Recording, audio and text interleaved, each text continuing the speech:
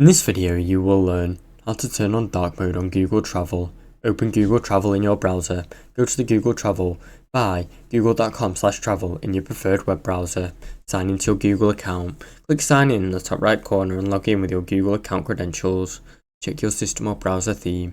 Google Travel automatically matches your system theme. Make sure your device or browser is set to dark mode. Enable dark mode in Chrome or your browser.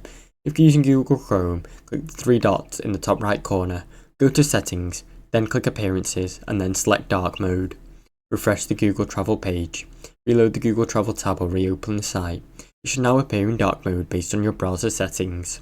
Confirm dark mode is active. Browse through your trip plans, destination pages and more to ensure the background is dark and the text is light. Confirming dark mode is enabled.